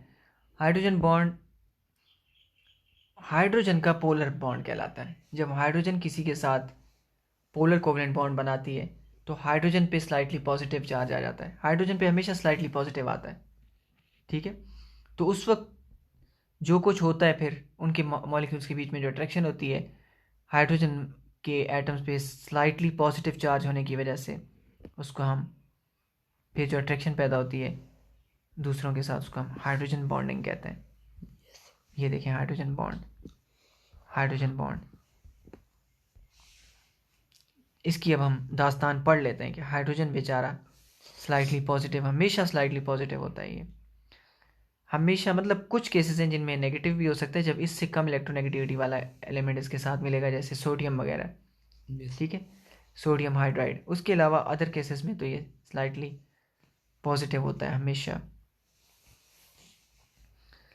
अब देखें, मैं एक पुरानी पिछली दास्तान पढ़ के सुनाने के बजाय मैं आपको इतना बता दूं ये सारा कुछ, कि जब hydrogen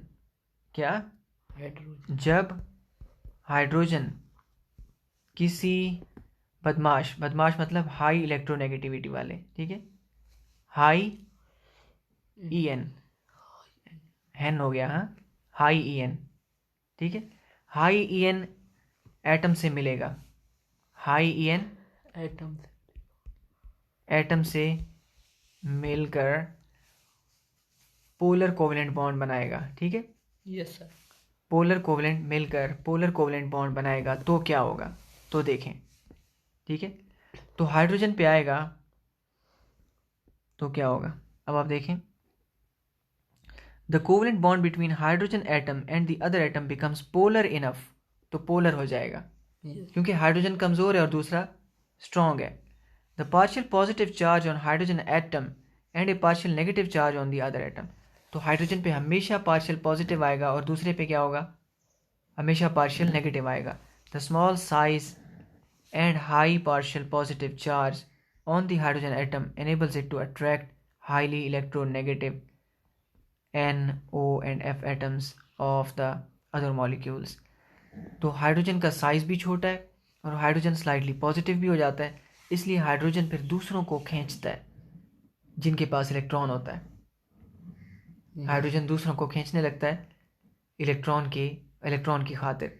so partially positively charge hydrogen atom of one molecule attracts, अब यहाँ से, ठीक है, यहाँ से असल में बात शुरू हो जाती है। ठीक है, यहाँ से डेफिनेशन है इसकी। Partially positive charged hydrogen atom of one molecule attracts and form a bond with partially negatively charged atom of the other molecule। दूसरे मॉलिक्यूल के साथ जो पार्शियली चार्ज होता है उसके साथ ही हाइड्रोजन बॉन्ड बनाता है। The bonding is called hydrogen atom. ठीक है, तो इसकी डेफिनेशन में आप ये बात शामिल कर सकते हैं इंग्लिश में, when hydrogen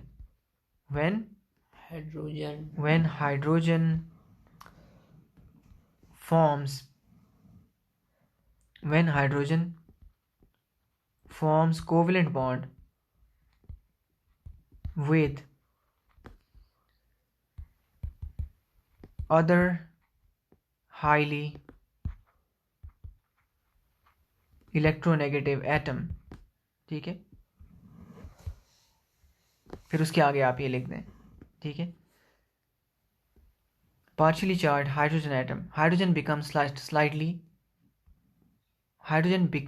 positive. Hydrogen becomes slightly positive, या partially, slightly के बजाय आप साइंटिफिक लफ्ज यूज करें, partially positive, ठीक है। हाइड्रोजन becomes partially positive, वैसे लिखवाने की ज़रूरत नहीं है, ठीक है। उसकी वजह यह है कि आप ये बात सुन सकते हैं, फिर बाद में आप रिकॉर्डिंग में भी ये बात सुन सकते हैं कि मैं क्या कह रहा हूँ। When hydrogen forms covalent bond with highly electronegative atoms, hydrogen becomes partially positive. अब वहाँ से आगे यहाँ से शुरू कर लें। partially positively charged hydrogen atom of one molecule attracts and form a bond with partially negatively charged atom of the other molecule. The bonding is called hydrogen bonding. ठीक है, तो जो बात मैंने आपको सुनाई है, इसको और इसको मिला के आपकी डेफिनेशन कंप्लीट हो जाती है। ओके, और आप ये फिगर भी देख सकते हैं, ठीक है। ये पानी का मॉलिक्यूल है, इस शेप में होता है, ठीक है, और ये जगह इस जगह को अट्रैक्ट करेगी, ठीक है।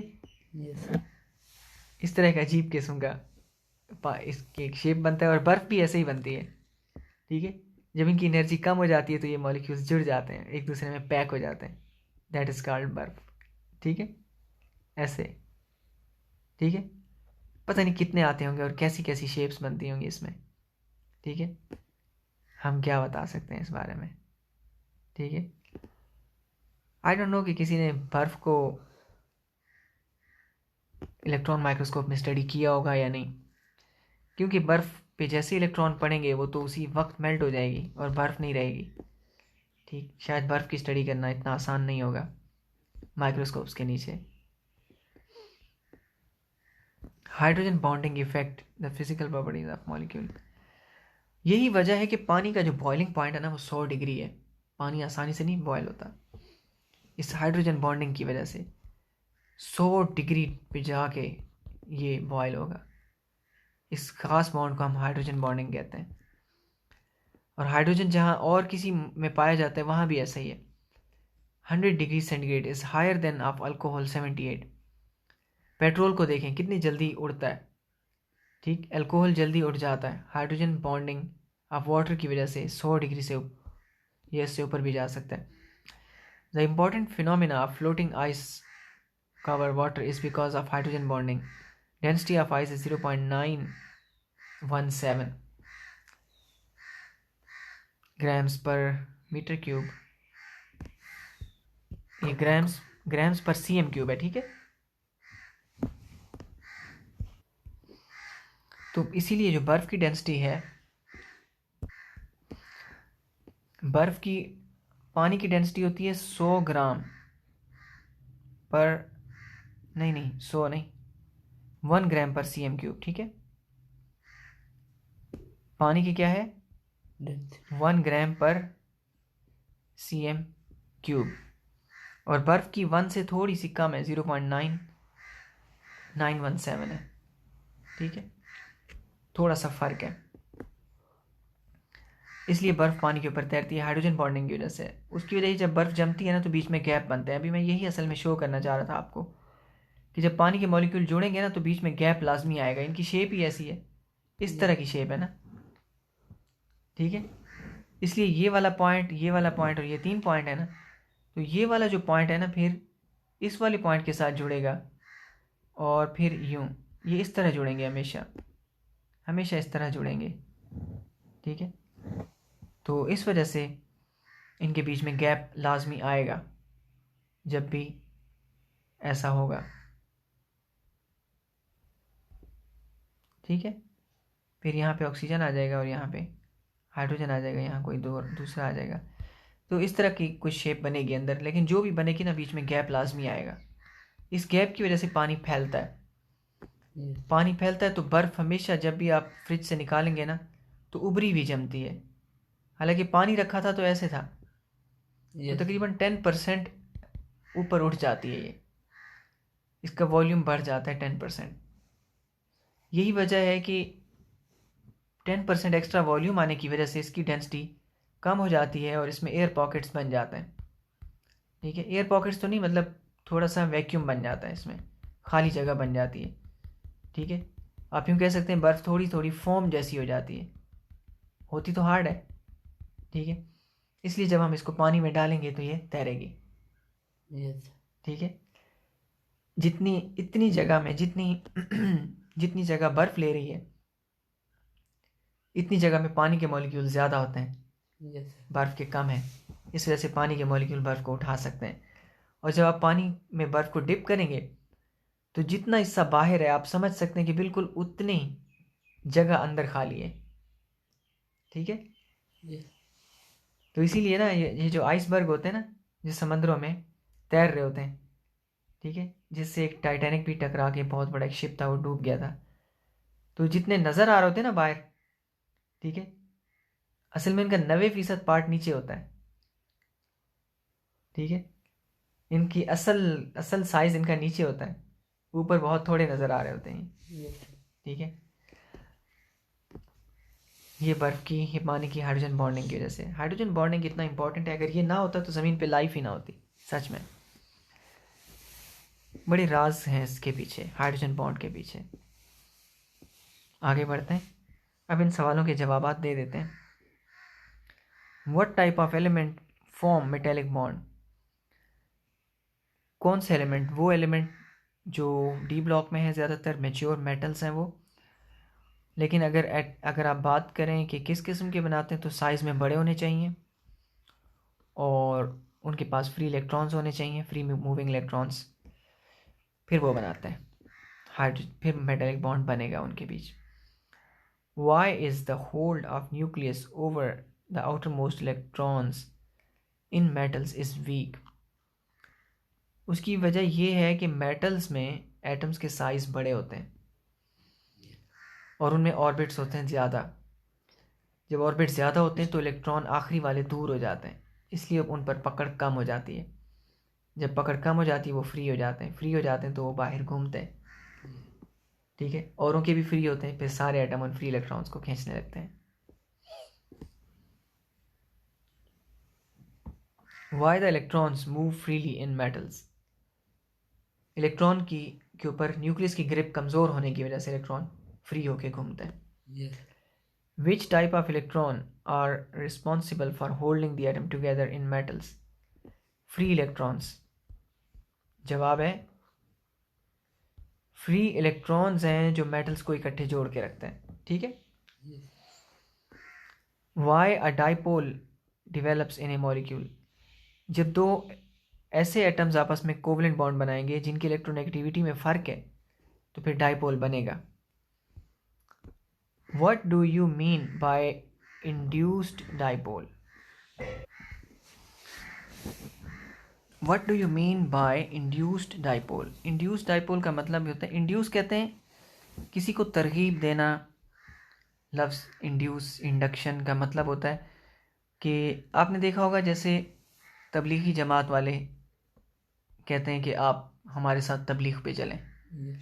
ठीक है, वो दूसरे को मोटिवेट करने की कोशिश करते हैं। ठीक है, अपने लाइन पे लाने की कोशिश करते हैं। ठीक है, तो इस किस्म की बात को कहते हैं इंड्यूस करना। ठीक है, किसी में वो चीज़ होना और उसमें वो चीज़ लाने की कोशिश करना, दैट इज़ इंड्यूस करना। ठीक है, खरबूजा खरबूजे को देखकर रंग पकड़ता है, कहावत है ना। ठीक है, कुछ वही बात इसमें भी है। अगर पोलर, जैसे एक आपको अच्छी मिसाल देता हूँ, जैसे मैग्नेट होता है ना। अब लोहा तो मैग्नेट नहीं होता, खाली लोहा, लोहे का कील वगैरह। लेकिन अगर आप उसको मैग्नेट से चिपका दें तो थोड़ी देर के लिए मैग्नेट की सोहबत की वजह से वो भी मैग्नेट बन जाता है। होता है ना ऐसा। वो भी कीलों को चिपकाने लगता है, पीछे मैग्नेट हटा दें तो फिर वो वही अपनी असलियत पे आ जाता है। ठीक है, तो इसको मैग्नेटिक इंडक्शन कहते हैं। मॉलिक्यूल्स भी ऐसा करते हैं। अगर एक पोलर मॉलिक्यूल है, उसके साथ एक न्यूट्रल मॉलिक्यूल को चिपका दें तो वो भी उसकी पोलैरिटी की वजह से वो भी थोड़ा पोलर हो जाता है। ठीक है, जैसे कोई न्यूट्रल एटम चिपक जाए, जैसे HCl है। ठीक है, इसके साथ कोई न्यूट्रल एटम जैसे ऑक्सीजन का जुड़ जाए, ठीक, या HCl को आप पानी में डाल दें या किसी लिक्विड में डाल दें जो कि पोलर नहीं है, तो उसके मॉलिक्यूल भी पोलर बिहेव करेंगे। ठीक है, इस HCl की वजह से वो पार्शियली खींचेगा, मसलन कोई भी मॉलिक्यूल मैं यहाँ पे सपोज कर लेता हूँ। ठीक है, देखिए HCl का ये क्लोरीन स्लाइटली नेगेटिव है ना, पार्शियली नेगेटिव है, ये इस तरफ से नेगेटिव है। तो अब हम एक मॉलिक्यूल कंसीडर कर लेते हैं, ठीक है, जो ना पॉजिटिव है ना नेगेटिव है। तो इसका नेगेटिव साइड इसके न्यूक्लियस को खींचेगी तो इलेक्ट्रॉन उस तरफ जाएंगे। जब इलेक्ट्रॉन उस तरफ जाएंगे तो ये भी स्लाइटली या पार्शियली नेगेटिव हो जाएगा। एक नॉन पोलर मॉलिक्यूल इस पोलर की वजह से थोड़ा पोलर हो गया है। इसको इंड्यूस्ड डाइपोल मूवमेंट कहते हैं। अब इसको हटा देंगे ना, वो ठीक हो जाएगा। फिर इसको हटा दो, ये जब चला जाएगा फिर वो वापस न्यूट्रल हो जाएगा। ठीक है, फिर ये नॉर्मल हो जाएगा। ठीक है, फिर ये ऐसा नहीं रहेगा, जैसा था वैसा हो जाएगा, कोई पोलैरिटी नहीं होगी, नॉर्मल मॉलिक्यूल में कन्वर्ट हो जाएगा। ओके, ये इंड्यूस्ड डाइपोल मूवमेंट होती है। Why are dipole forces of attraction not found in halogen molecules? Dipole forces of attraction not found in halogen molecules. क्योंकि क्लोरीन में तो सेम होता है ना बॉन्ड, क्योंकि एक ही जैसे होते हैं, तो इनमें आपस में पोलर नहीं होगा। जब ये किसी वीक के साथ मिलेंगे, HCl बनाएंगे या H2O वगैरह, ठीक, H2O में तो खैर हैलोजन नहीं है, लेकिन पोलर बॉन्ड बनता है डिफरेंट के दरमियान है, सेम के दरमियान नहीं बनता है। ठीक है, what type of attractive forces exist between HCl molecules? HCl molecules के बीच में किस किस्म की फोर्सेस पाई जाती हैं? तो इनके बीच में डाइपोल फोर्सेस पाई जाती हैं। ठीक है, HCl पोलर मॉलिक्यूल है तो इनमें डाइपोल अट्रैक्शन पाई जाती है। Define intermolecular forces and show these forces among HCl molecule. Intermolecular forces polar molecules की आपस में जब polar covalent bond बनता है वो आपस में एक दूसरे को खींचते हैं, और एक पार्शियली पॉजिटिव होता है, दूसरा पार्शियली नेगेटिव। तो पार्शियली पॉजिटिव पार्शियली नेगेटिव को खींचते हैं, और तो इसकी वजह से जो अट्रैक्शन पैदा होती है that is called polar covalent bond. ठीक है, नहीं पोलर कोवेलेंट बॉन्ड नहीं, इनको कहते हैं इनको कहते हैं इंटरमॉलिकुलर फोर्सेस। ठीक है, और पोलर और डाइपोल, इनको डाइपोल फोर्सेस भी कहते हैं। ठीक है, इनको इनके दो नाम हैं, ये लिख देता हूँ मैं, इनको डाइपोल फोर्सेस भी कहते हैं। ठीक, और इनको इंटरमॉलिकुलर फोर्सेस भी कहते हैं।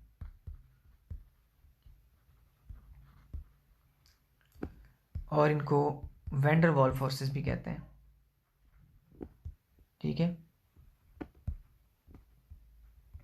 उस साइंटिस्ट के नाम पर।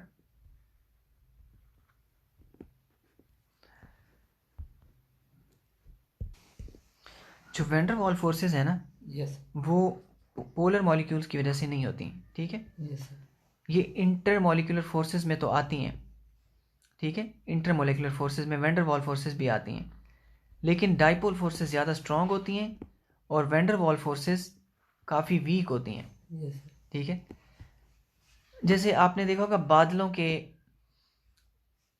हैं ना, या धुआं देखा होगा आपने। ठीक है, अब गैस के जो मॉलिक्यूल्स होते हैं वो तो काफ़ी दूर दूर होते हैं, लेकिन दूर दूर होने के बावजूद इनमें हल्की सी अट्रैक्शन होती है, जिसकी वजह से ये बिखरते नहीं है। नोट किया आपने? देखिए, बादल किसी थैली में तो पैक नहीं होता ना, लेकिन एक टुकड़े की शक्ल में जा रहा होता है ना, तो वो पूरी तरह क्यों नहीं बिखर जाता है? क्योंकि हल्की सी अट्रैक्शन ज़रूर होती है उनके दरमियान।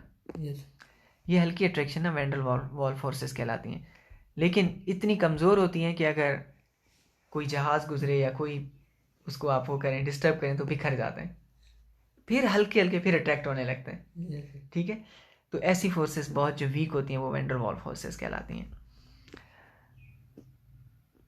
HCl में आपने ऊपर देख लिया। ठीक है, nature of bonding and properties, bonding की नेचर से क्या खूबियाँ बनती हैं मुख्तलिफ़ चीज़ों में, आयनिक बॉन्ड की क्या खूबियाँ हैं, कोवेलेंट बॉन्ड के। अब हम कंपाउंड्स में इनकी खूबियाँ चेक करेंगे कि आयनिक बॉन्ड को तो हमने देख लिया, मॉलिक्यूल्स को भी देख लिया, मॉलिक्यूल्स के आपस में फोर्सेस को भी देख लिया। ठीक है, एक मॉलिक्यूल के अंदर कौन सी फोर्सेस हैं वो हमने देख ली, आयनिक हैं, कोवलेंट हैं, कोऑर्डिनेट कोवलेंट है, मेटालिक हैं, ठीक है। बाहर की फोर्सेस भी देख ली हमने, डाइपोल भी देख ली, इंटरमॉलिकुलर फोर्सेस में वैन डर वाल फोर्स को भी हमने थोड़ा सा देख लिया, हाइड्रोजन बॉन्ड को भी हमने देख लिया, ठीक। अब हम बात करेंगे कि इन के नतीजे में जो कंपाउंड बनते हैं रियल लाइफ में, जो चीज़ें केमिकल्स हमारे पास हैं, तो इन फोर्सेस की वजह से इन कंपाउंड में क्या खूबियां देखने को मिलती हैं। अब हम मुशाहिदा करेंगे, दैट्स गुड फॉर अस, हमारा पूरा कॉन्सेप्ट पक्का हो जाएगा ऐसा करके। आयनिक कंपाउंड को अब हम सबसे पहले देखते हैं कि आयनिक कंपाउंड्स की क्या खूबियां होती हैं, ठीक है। आयनिक कंपाउंड्स की प्रॉपर्टीज़ वैसे यहाँ से शुरू हो रही हैं, ठीक है, इनको यहाँ से ही स्टडी करते हैं, इधर से, ठीक है। Ionic compounds have following properties, ionic compounds की ये खूबियाँ होती हैं। इसके स्ट्रक्चर को एक नज़र देख लें, एक नज़र इसको देख लें। ग्रीन ये सोडियम है ऑरेंज कलर का, और ग्रीन कलर का क्लोरीन है। एक मिसाल देना चाहता हूँ आपको कि हर सोडियम को आप देखें, इधर से भी क्या है इसका क्लोरीन, इधर से भी क्लोरीन, इधर से भी क्लोरीन, इधर से भी क्लोरीन। हर सोडियम चारों तरफ क्लोरीन से घिरा हुआ है, और यही हाल हर क्लोरीन का भी है। ये क्लोरीन है ना, इधर भी सोडियम, इधर भी सोडियम, इधर भी सोडियम, और इधर भी सोडियम। हम जब NaCl लिखते हैं तो असल में नमक अंदर ऐसे नहीं है कि एक NaCl होता है फिर अलग NaCl होता है फिर अलग NaCl होता है, इस तरह नहीं है, ठीक है। ये सारे का सारा एक ही मॉलिक्यूल की तरह है। देखें कोई अलग है क्या? हम कह सकते हैं कि यहाँ से मॉलिक्यूल शुरू हो रहा है और यहाँ पे ख़त्म हो रहा है, नहीं, ठीक। हम सिर्फ एक यूनिट को NaCl लिखते हैं, इसको हम फार्मूला यूनिट कहते हैं, ठीक है। ठीक, क्लियर हो गया ये? इसको हम, इस पूरे को क्या कहते हैं? इसको हम कहते हैं NaCl क्रिस्टल। क्या कहते हैं? NaCl का क्रिस्टल। और इस तरह और भी कई क्रिस्टल होते हैं। जितने भी क्रिस्टलाइन कंपाउंड होते हैं, हम उनके फॉर्मूले जब लिखते हैं तो हम एक यूनिट को लिखते हैं, हालांकि वो यूनिट पूरे क्रिस्टल में रिपीट हो रहा होता है, और इस तरह रिपीट हो रहा होता है कि उसमें कोई जोड़ नहीं होता, कहीं से वो कटा हुआ और जुदा नहीं होता, ठीक। NaCl का चाहे पहाड़ भी होगा ना, पूरा एक सिंगल क्रिस्टल में होगा। हाँ, अगर कोई दरार कोई आके उसको मारे ना और उसको तोड़े ना, उसमें क्रैक ना हो तो, ठीक है। अब हम आगे बढ़ते हैं, अब हम इनकी प्रॉपर्टीज़ को देखते हैं। उसके क्रिस्टल समझ लेने के बाद, ionic compounds are mostly crystalline solids. ये ज़्यादातर क्रिस्टल होते हैं और सॉलिड होते हैं। अब आपको समझ में आ गया होगा क्रिस्टल सॉलिड क्या होता है। Ionic compounds in solid state have negligible electrical conductance, but they are good conductors in solution and in molten form. It is due to the presence of free ions in them. Ionic compound जब solid होता है तो वो बिजली नहीं गुजरने देता, electrical conductor नहीं होता वो, ठीक है। लेकिन अगर उसको पिघला दें, उसके आयन अलग अलग हो जाएंगे, सोडियम आयन अलग हो जाएंगे, क्लोराइड आयन अलग हो जाएंगे, पॉजिटिव आयन्स अलग हो जाएंगे और नेगेटिव अलग हो जाएंगे, फिर इलेक्ट्रिसिटी कंडक्ट करेगा।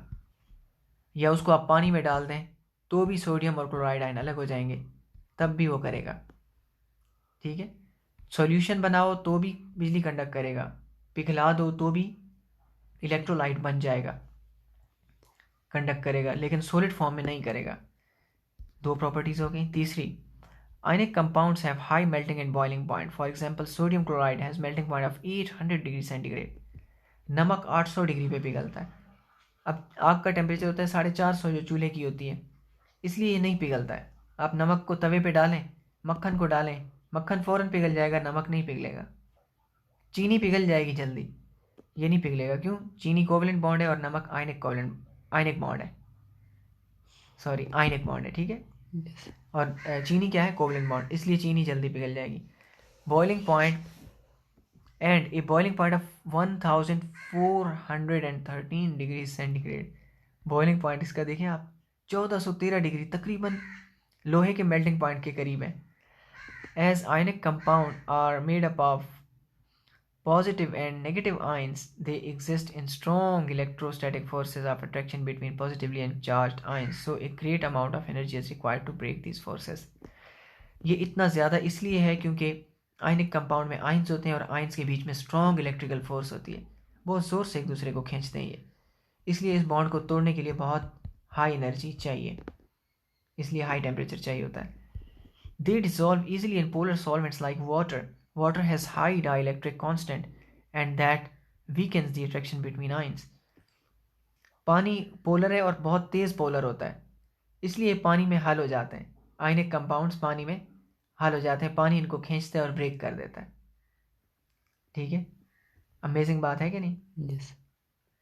जिस काम को करने के लिए हज़ारों जूल की बल्कि लाखों जूल एनर्जी चाहिए, पानी का मॉलिक्यूल हो उसको अपने पोलैरिटी की वजह से तोड़ देता है। ठीक है, पानी में वो मुफ्त में हो जाएगा। पानी, नमक को आयनाइज करना है ना, पानी में डाल दो, मुफ्त में हो जाएगा। ठीक है, ओके। वाटर मॉलिक्यूल बनाने की कोशिश कर रहा था मैं, इतना अच्छा नहीं बना। आगे बढ़ते हैं। ठीक है, कोवलेंट कंपाउंड्स। कोवलेंट कंपाउंड की आप खूबियाँ देखें। पहली खूबी है दे have usually low melting and boiling points. जैसे चीनी है, जैसे मक्खन है, जैसे मोमबत्ती का मोम है। They are usually bad conductors of electricity. आमतौर पर इनमें से बिजली भी नहीं गुजरती। ठीक, the compounds having polar character in their boiling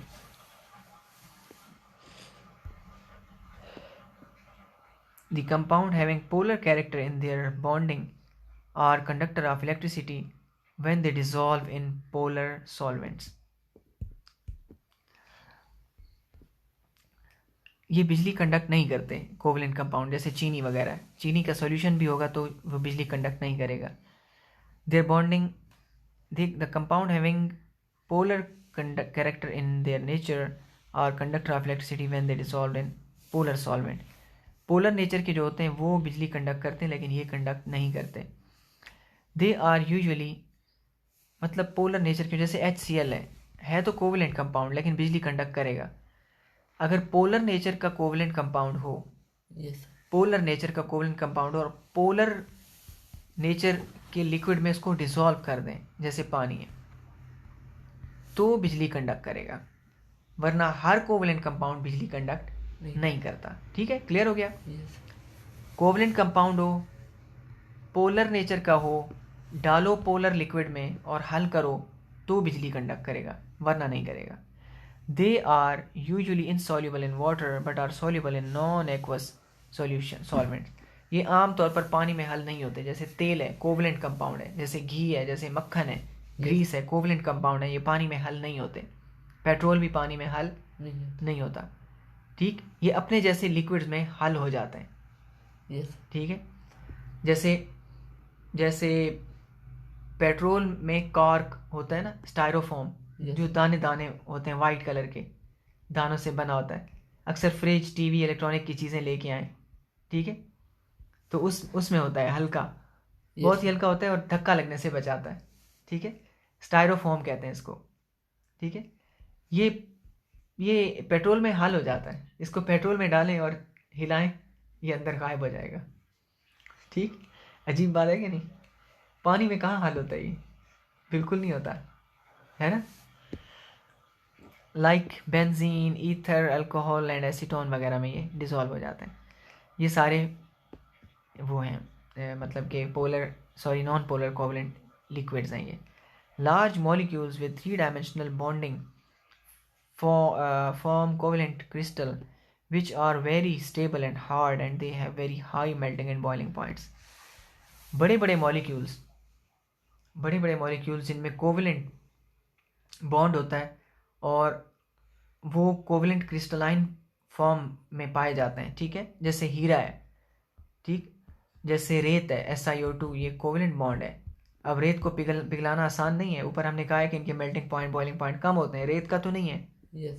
वजह यह है कि जब कोई कंपाउंड क्रिस्टलाइन फॉर्म में होता है ना इसका, और बड़े बड़े क्रिस्टल बनाता है, तो उसका मेल्टिंग और बॉइलिंग पॉइंट कम नहीं होता, बहुत हाई होता है। तो कोवलेंट कंपाउंड भी हार्ड हो सकता है, बल्कि बहुत हार्ड हो सकता है और बहुत high melting and boiling point का हो सकता है। ठीक है, अगर कोवलेंट बॉन्ड हर डायमेंशन से हो तो वो फिर वीक नहीं होता, वो बहुत स्ट्रांग होता है। Polar and non-polar compounds. As discussed earlier, polarity in a chemical compound is due to difference in electronegativities, the bonding atoms.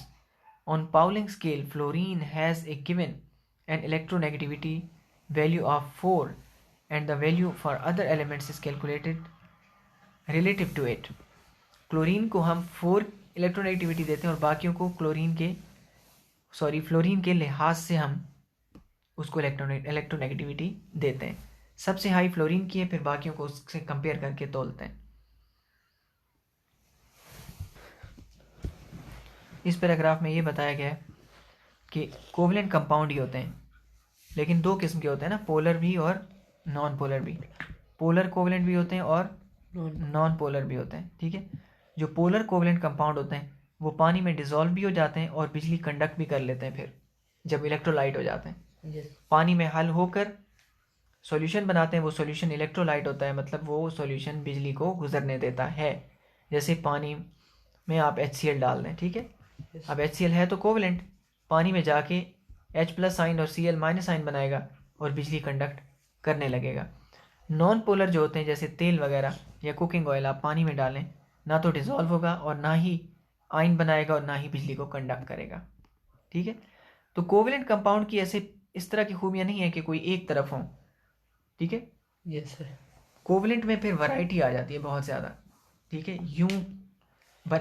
इस किस्म का होगा तो ये होगा और इस किस्म का होगा तो वो होगा। असल में जो पोलर कोवलेंट कंपाउंड में जो पोलर वाली बात है ना, वो थोड़ी आयनिक के साथ मिलती है। फिर पोलर कोवलेंट है तो कोवलेंट, लेकिन थोड़ा थोड़ा आयनिक कैरेक्टर रखता है। ठीक है, कोऑर्डिनेट कोवलेंट बॉन्ड आ गया। अब कोऑर्डिनेट कोवलेंट कंपाउंड की क्या खूबियाँ होती हैं? Their properties are mostly similar to those of covalent compound. इनकी ज़्यादातर कोवलेंट से मैच करती हैं। As the nuclei in these compound are held by shared pair of electron, therefore they do not form ions in water. Due to these covalent nature, they form solution in organic solvent and are very less soluble in water. Usually they are rigid compounds with a dipole. आम तौर पर ये सख्त होते हैं, ये पानी में हल नहीं होते और ये ऑयल वगैरह या ऑयली चीज़ों में डिसॉल्व हो जाते हैं। ठीक है, और ये आइंस नहीं बना सकते। क्यों? क्योंकि शेयर्ड इनका जो लोन पेयर होता है वो दोनों के दोनों एक ही एटम से आए हुए होते हैं। यस। इसलिए आइन कैसे बनेगा? आइन तो नहीं बन सकता इनमें। ठीक है, मेटल्स। अब मेटल्स की खूबियाँ। Metals have common property of conducting heat, electricity. It gives the prime role in many industries. Major properties shown by metal are as follows. Metal की चमक होती है, बिजली कंडक्ट करते हैं, हीट कंडक्ट करते हैं और इसके अलावा इनकी ये खूबियाँ हैं। They show metallic lustre. इनकी एक धाती चमक होती है, अपनी मेटल की एक अपनी चमक होती है। They are usually malleable and ductile. इनको कूट कर फैलाया जा सकता है और इनके तार भी बनाए जा सकते हैं। ठीक, मतलब इनके पतले वर्क बनाए जा सकते हैं और इनके लंबे तार बनाए जा सकते हैं। Malleability is a property by virtue of which metal can be rolled into sheet. इस मैलिएबिलिटी का मतलब यह है कि इसको शीट बना सकते हो आप। चादरें पतली होती हैं ना, धात की चादरें। Ductility is the property by virtue of which metal can be drawn into wire. Ductility का मतलब यह है कि इसके तार बन सकते हैं, इसको खींचते जाओ टूटता नहीं है, और पतले पतले तार आप देखें कॉपर के कितने बारीक तार होते हैं, बनाए जा सकते हैं। They have usually high melting and boiling points. इनके मेल्टिंग बॉइलिंग पॉइंट बहुत हाई होते हैं। Being greater in size they have low ionisation energies and form cations M+ very easily. क्योंकि ये साइज में बड़े होते हैं इसलिए इनका आखिरी इलेक्ट्रॉन जल्दी निकल आता है और ये कैटाइन बहुत जल्दी जल्दी बनाते हैं। कैटाइन वो आयन होता है जो कैथोड की तरफ यानी नेगेटिव इलेक्ट्रॉन की तरफ जाता है। They are good conductor of heat and electricity in solid and in liquid state due to mobile electrons. ये बिजली और हरारत को ईजिली गुजरने देती हैं क्योंकि इनके पास फ्री इलेक्ट्रॉन्स होते हैं जो मूव करते हैं। ये सवाल जवाब हम नेक्स्ट लेक्चर में देख लेंगे। अब हम चैप्टर के एंड की तरफ बढ़ रहे हैं। और सिंथेटिक एडहीसिव्स, ये मैं पढ़ना चाहता हूँ। Synthetic adhesives, aircraft, car, trucks partially held together with epoxy adhesive. Adhesive का क्या यूज़ है, बस इसके साथ ही चैप्टर ख़त्म हो जाएगा। एडहेसिव वो कंपाउंड होते हैं जो चिपकाने के लिए इस्तेमाल होते हैं, ठीक है, जैसे ग्लू वगैरह, बड़े मजबूत किस्म के ग्लू आते हैं, ठीक है, चिपकाने वाले कंपाउंड्स, उनको एडहेसिव्स कहते हैं। Although natural adhesives are less expensive, कुदरती जो एडहेसिव्स होते हैं वो लेस एक्सपेंसिव होते हैं, मतलब सस्ते होते हैं, टू प्रोड्यूस, इनको बनाना आसान है, सस्ता है। But most important adhesives used now अडेज आर सिंथेटिक, लेकिन ज़्यादातर एडहेसिव्स सिंथेटिक हैं जो इंडस्ट्री में बनाए जाते हैं। Adhesives based on synthetic resins and rubbers excel in versatility and performance. Synthetic adhesives can be produced in a sufficient supply with uniform properties, and they can be modified in many ways. The polymer or resins used in synthetic adhesives fall into a general categories: thermoplastic and thermosetting plastic. One form of polymer is used industrially is epoxy adhesives. अब adhesives के बारे में ये बताया जा रहा है कि एडहेसिव्स को सिंथेटिकली प्रोड्यूस किया जा सकता है, इनकी प्रॉपर्टीज़ यूनिफॉर्म रहती हैं, और इनको अगर हम कैटेगरी इनकी बनाएं तो ये थर्मोप्लास्टिक और थर्मोसेटिंग प्लास्टिक में इनकी क्लासिफिकेशन होती है। ये क्या होता है, प्लास्टिक की असल में दो किस्में होती हैं। एक प्लास्टिक वो होता है जो गर्म करने से जम जाता है, सख्त हो जाता है। एक प्लास्टिक वो होता है, यानी कि एक है जो गर्म करने से हार्ड हो जाएगा, एक प्लास्टिक वो होता है जो गर्म करें तो पिघल जाता है, मेल्ट हो जाता है, ठीक है।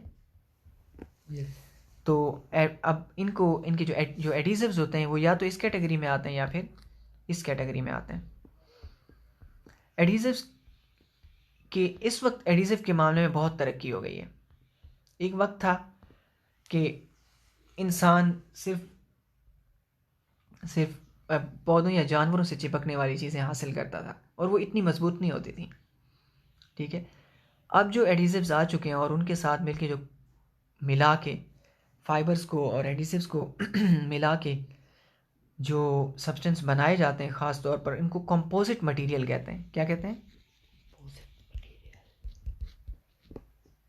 Composite materials. कंपोजिट मटेरियल्स बनते हैं दो चीज़ों को मिलाने से, ठीक। yes. मैं उल्टी इक्वेशन लिख रहा हूँ, आमतौर पर केमिस्ट्री में ऐसे होता है, ठीक है। दो चीज़ों को मिलाने से, एक एडहेसिव होता है, ठीक है, कोई अपॉक्सी रेजिन वगैरह, प्लस फाइबर्स होते हैं। क्या होते हैं? प्लस फाइबर्स, धागे, रेशेनुमा चीज़ें। अब मेटल के फाइबर्स ले लें आप, या शीशे के फाइबर होते हैं, कोई भी फाइबर को आप एडहेसिव के साथ मिला लें तो इतने सख्त कंपाउंड बनते हैं। कंपाउंड तो नहीं होंगे, वो मटेरियल ही होगा, क्योंकि एडहेसिव खुद एक कंपाउंड है, फाइबर एक कंपाउंड है, दोनों आपस में चिपक जाते हैं, बहुत ज़्यादा चिपक जाते हैं, ठीक है, हार्ड, बहुत सख्ती और मजबूती के साथ। तो फिर जो चीज़ हासिल होती है ना, उसको कंपोजिट मटेरियल कहते हैं, ठीक। और कंपोजिट मटेरियल लोहे और स्टील से भी ज़्यादा स्ट्रांग होते हैं। आजकल इनसे जहाज़ बनाए जा रहे हैं कंपोजिट मटेरियल से, क्योंकि ये हल्के और बहुत मजबूत होते हैं, ठीक है, कंपोजिट मटेरियल्स। अब आप यहाँ पे देख भी सकते हैं कि ये बात यहाँ लिखी हुई है, epoxy adhesives are called structural adhesives. These high performance adhesives are used in construction of aircraft, automobile, bicycle, boats, golf clubs, where high strength bonds are required. इनसे कैसी हाईटेक चीज़ें बनाई जा रही हैं, yes. और इनकी अमेजिंग बात यह है, इनसे बने हुए जहाज़ रेडार पे कम नज़र आते हैं, yes. इसलिए इनसे ख़ास तौर पर जंगी जहाज़ बनाए जाते हैं, फाइटर एयरक्राफ्ट, फाइटर जेट्स, ठीक, अमेजिंग है। और epoxy adhesives are good heat and chemical resistance because of these properties they are given the name of engineering adhesives। और epoxy adhesives की प्रॉपर्टी है कि ये ज़्यादातर हीट को रोक सकते हैं। तो एडहेसिव्स इस वक्त दुनिया की एक बहुत बड़ी इंडस्ट्री है, और ये पॉलीमेरिक केमिस्ट्री में आते हैं, पॉलीमर्स में आते हैं। पॉलीमर का मतलब होता है वो मॉलिक्यूल्स जो छोटे छोटे मॉलिक्यूल्स से मिलकर एक बड़ा मॉलिक्यूल बना हुआ हो, जैसे DNA एक पॉलीमर है। इसके साथ हमारा ये चैप्टर हो जाता है कंप्लीट। एक हमने बॉक्स छोड़ा है, उसको हम नेक्स्ट चैप्टर के साथ स्टडी कर लेंगे इंशाल्लाह। And the new chapter is physical states of matter, matter की फिजिकल स्टेट्स। ऐसा मिलता जुलता चैप्टर आपने फिज़िक्स में भी पढ़ा था, लेकिन वो फिज़िक्स के चश्मे से आपने मैटर को देखा था। अब आप मैटर को केमिस्ट्री के चश्मे से देखेंगे। ठीक है। अल्लाह ताला मेरे लिए और आपके लिए तमाम उलूम आसान फरमाए और हमें इन इल्म से नफ़ा हासिल करने की तौफीक अता फरमाए। आमीन सुम्मा